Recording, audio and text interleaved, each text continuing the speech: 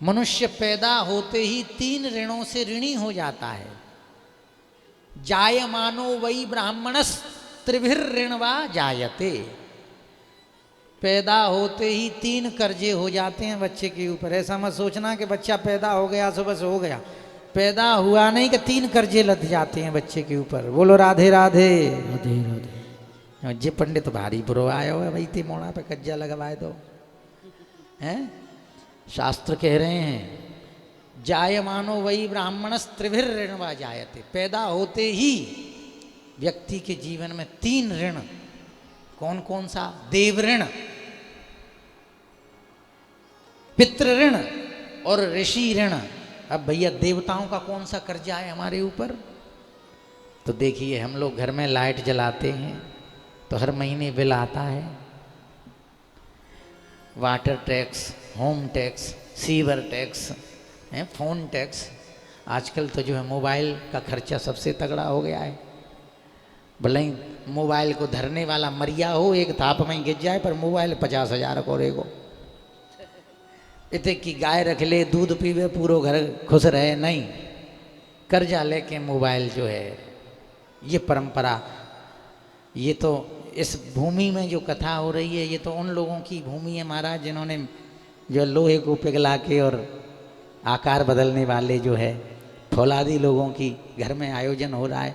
पर आजकल वो शौक किसी को नहीं रहे।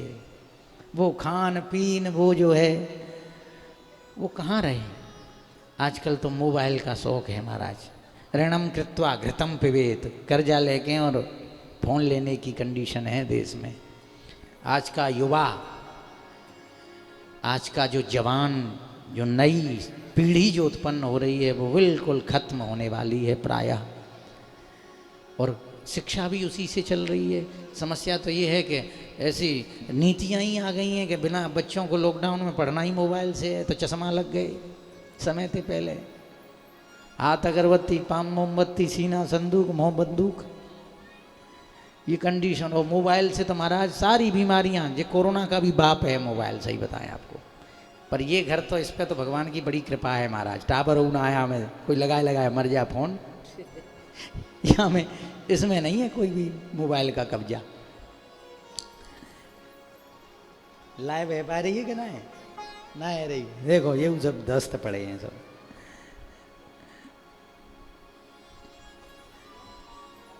तो सज्जनों, 3 ऋण।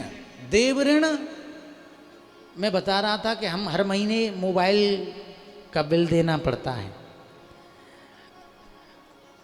घर में रहेंगे तो घर का टैक्स देना पड़ता है, बाजारों में रहोगे तो। मगर एक बात बताइए, हम लोग जो है पैदा हुए जब से और आज तक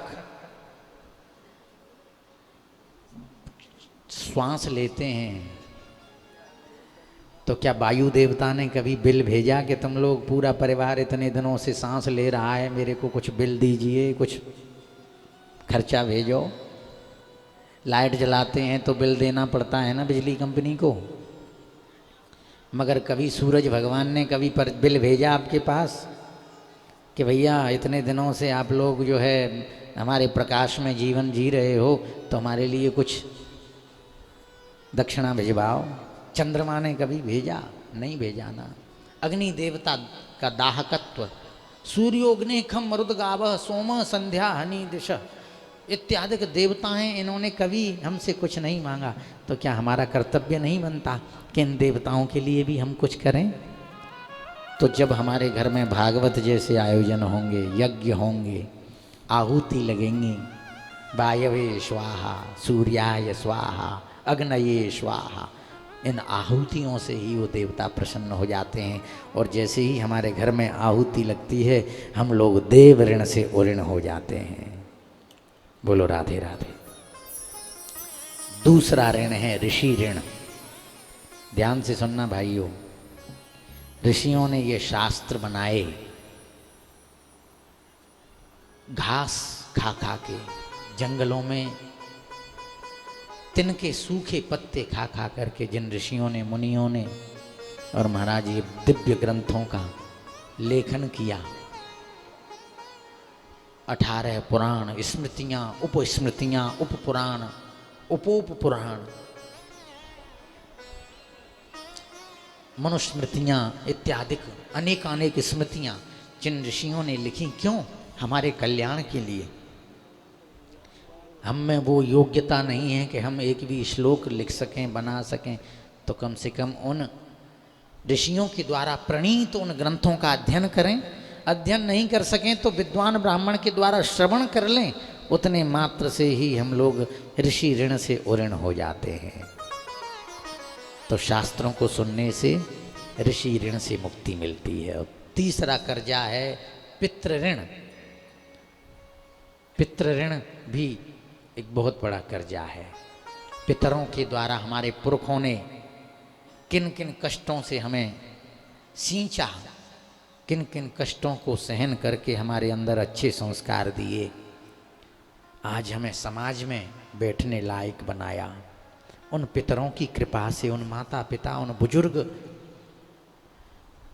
परिवारी जनों के आशीर्वाद से, उनके सदप्रेरणा से हम लोग फल फूल रहे हैं। तो क्या उनके लिए, उनके उद्धार के लिए, उनके कल्याण के लिए क्या हम कुछ भागवत कथा, उनकी मुक्ति के लिए तर्पण, पिंडदान, धार्मिक आयोजन अगर पितरों की तृप्त्यर्थ कराते हैं तो हम पितरों के ऋण से उऋण हो जाते हैं। इसीलिए भागवत के सुनने से 3 ऋणों का जो है उससे मुक्ति मिलती है, देव ऋण, ऋषि ऋण और पितृ ऋण।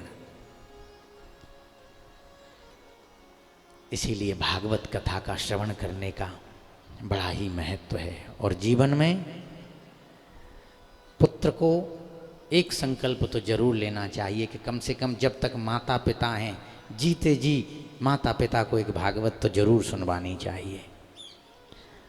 और महाराज उससे उनके अंतःकरण में इतनी प्रसन्नता, इतना आह्लाद होता है, और पितरों की भी आत्म शांति होती है सज्जनों। इसीलिए भागवत कथा के श्रवण करने से व्यक्ति के 3 ऋणों से मुक्ति हो जाती है। इसीलिए पुराणानि अंतःकरणानि जीव हृदयानि अन्यते उज्जीवयति इति पुराणः।